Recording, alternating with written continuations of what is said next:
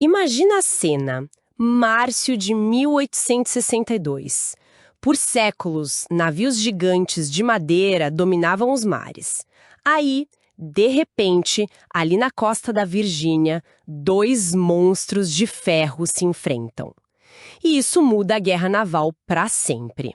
Bem-vindos a este mergulho profundo. Olha, a nossa fonte hoje é um artigo bem interessante do professor Ricardo Pereira Cabral. Ele analisa como a tecnologia naval lá do século XIX virou o jogo, sabe? E tudo culmina na Batalha de Hampton Roads. A nossa missão aqui é entender por que essa batalha específica foi, assim, um ponto de virada tão crucial. Porque antes dela, os navios de guerra eram basicamente fortalezas flutuantes de madeira, né? Impulsionados por velas. Exato. Fortalezas de madeira, imponentes, claro, mas cada vez mais vulneráveis. O século XIX trouxe uma revolução tecnológica mesmo. Primeiro veio o motor a vapor. No começo adaptaram com aquelas rodas de pás nas laterais. Ah, sim, que ficavam muito expostas, né? Muito expostas. E atrapalhavam a artilharia, limitavam onde colocar os canhões. A grande virada mesmo foi a hélice submersa. Os franceses saíram na frente com o aviso Corse, em 1842, e logo os americanos com o USS Princeton, por volta de 1844. Isso protegeu a propulsão e liberou o convés. Entendi. E não foi só o motor que mudou. A artilharia também passou por uma transformação radical, certo? Sim, fundamental. Olha, canhões agora feitos de aço, com alma arraiada, que é o que dá o giro no projétil, aumentando muito a precisão e o carregamento pela culatra, pela parte de trás, muito mais rápido. Mas o ponto realmente crítico foram as granadas explosivas e incendiárias, desenvolvidas pelo Paixhans. Elas simplesmente estraçalhavam os cascos de madeira. Fogo e estilhaços por todo lado. Nossa.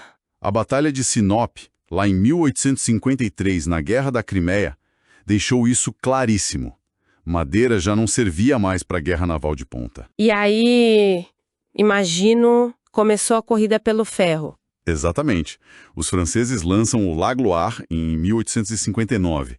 Era um navio de madeira, mas coberto com placas de ferro. Uma blindagem. Uma solução híbrida, digamos. Isso. Mas aí os britânicos responderam rápido com o HMS Warrior, em 1861. Esse já era maior, mais rápido e, crucialmente, com estrutura toda de ferro. O conceito de couraçado estava nascendo ali. Uma corrida tecnológica frenética. E, cara, imagina o custo disso. Lançar um navio que podia ficar obsoleto em meses. Precisamente. E essa nova era da tecnologia naval foi testada para valer na Guerra Civil Americana, que começou em 1861. A União, o Norte, tinha mais indústria, mais navios. Eles implementaram o chamado Plano Anaconda, basicamente um bloqueio naval para estrangular a economia da Confederação, o Sul. E o Sul, com menos recursos, precisava desesperadamente furar esse bloqueio para sobreviver. Exato, estavam em desvantagem clara no mar. A inovação era tipo a única chance deles. E o secretário da Marinha Confederada, o Stephen Mallory, apostou tudo numa nova arma, os couraçados. É aí que a história fica fascinante. Os confederados pegam o casco queimado de uma fragata da União, a USS Merrimack, que estava lá em Norfolk, Virgínia, e transformam ela no CSS Virginia. Um monstro baixo, blindado com ferro, motor a vapor, canhões potentes e até um ariete de ferro na proa. Uma arma antiga, ressuscitada. Isso. Lançaram ele em fevereiro de 1862. A tripulação ainda estava se adaptando ao navio, não estava totalmente treinada. Enquanto isso, a União ficou sabendo dos planos e correu contra o tempo também, né? Sim, eles sabiam que algo vinha. Depois de algumas ideias, eles encomendaram um projeto totalmente radical a um engenheiro sueco-americano, o John Ericsson. O resultado foi o USS Monitor, lançado em janeiro de 1862, poucas semanas antes do Virgínia. Cara, o navio era bizarro para a época. Bizarro como? Parecia, como disseram na época, uma lata de queijo numa jangada. Muito baixo na água, quase submerso, E o principal, uma torre blindada, redonda, que girava a 360 graus, com 2 canhões pesados dentro. Uma torre giratória. Isso era completamente novo. Totalmente revolucionário. Antecipava muitas ideias que viriam depois, mas era um projeto experimental, claro. Uma aposta em tanto da União. Um design tão diferente devia ter seus riscos, imagino. Com certeza. Ele não era um bom navio para navegar em mar aberto, como ficou provado depois, mas para a missão específica de enfrentar o Virginia, ali nas águas protegidas de Hampton Roads, a aposta era na torre e na blindagem. O palco está montado então. 8 de março de 1862. O CSS Virginia entra em Hampton Roads, decidido a quebrar o bloqueio. E ele vai para cima da frota de madeira da União. O resultado é? Devastador. Afunda o SS Cumberland usando o ariete e os canhões. Um golpe brutal. E força a rendição e depois a destruição do SS Congress. Os relatos dizem que os tiros dos navios da União batiam na blindagem do Virginia e simplesmente ricocheteavam. Imagina o choque para a Marinha da União. Seus melhores navios de madeira, inúteis contra aquele monstro de ferro.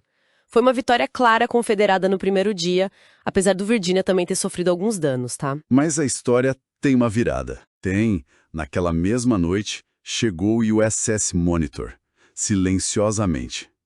Na manhã seguinte, 9 de março, o Virginia volta para terminar o serviço, destruir o resto da frota da União. E dá de cara com o quê? Aquele estranho lata de queijo flutuante. O Monitor. Exato. E aí começa o primeiro duelo entre navios couraçados da história. Uma coisa nunca vista. Eles lutaram por umas 4 horas mais ou menos. Foi um combate intenso. O Monitor era menor, mais ágil para manobrar naquelas águas. E a torre giratória deve ter ajudado, né? Podia mirar sem ter que virar o navio inteiro. Exatamente. Era uma vantagem tática. Mas, no fim das contas, nenhum conseguiu causar danos decisivos no outro. A blindagem dos 2 navios aguentou o tranco dos canhões da época. Por fim, Virginia, talvez com pouca munição ou vendo que não conseguiria destruir o Monitor, se retirou. Então, taticamente, um empate. Pode-se dizer que sim. Nenhum afundou o outro. Mas, estrategicamente, foi uma vitória da União. Por quê? Porque o objetivo principal do Virginia, que era quebrar o bloqueio naval, não foi alcançado. O Monitor impediu isso.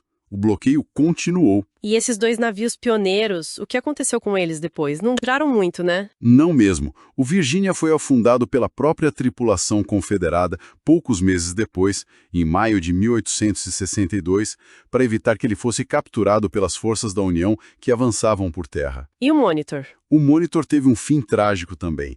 Naufragou numa tempestade na costa da Carolina do Norte, em dezembro daquele mesmo ano, 1862. Aquilo mostrou as limitações do design dele para navegação em mar aberto. Não era um navio para qualquer tempo. Entendi. Mas olha, apesar da curta vida deles, a Batalha de Hampton Roads foi um divisor de águas. Não tinha mais volta. Ficou claro para todo mundo que a era dos navios de guerra de madeira tinha acabado. Ferro, vapor, blindagem, torres. Esse era o futuro. A supremacia do ferro e do vapor. Isso. E o design do Monitor, principalmente a ideia da torre giratória, influenciou projetos navais no mundo todo por décadas. Claro, aprenderam também com as falhas dele, né? Fizeram navios mais robustos, mais navegáveis, como o HMS Devastation, britânico, lançado em 1873, que já era um couraçado moderno, sem velas, só com torres. Então, o que a gente tira disso tudo? Para mim, fica muito claro como a inovação tecnológica, muitas vezes empurrada pela necessidade da guerra, pode mudar radicalmente o equilíbrio de poder. E as táticas militares também, quase da noite para o dia. Sem dúvida. Aquele confronto ali entre o Virginia e o Monitor foi tipo uma janela para o futuro da guerra no mar. E tem uma reflexão final interessante que o artigo do professor Cabral traz. Ele menciona esse ciclo vicioso, né? A tecnologia avançava tão rápido que os navios mal eram lançados e já corriam o risco de ficar obsoletos. Uma corrida armamentista constante. Pensando nisso, fica a pergunta, né? Que tecnologias que estão surgindo hoje, talvez na inteligência artificial, na computação quântica, nos drones, podem estar prestes a tornar obsoletas as formas atuais de poder militar ou defesa? E talvez numa velocidade ainda maior do que naquela época? Uma pergunta para a gente ficar pensando. Excelente ponto para encerrar nosso mergulho de hoje.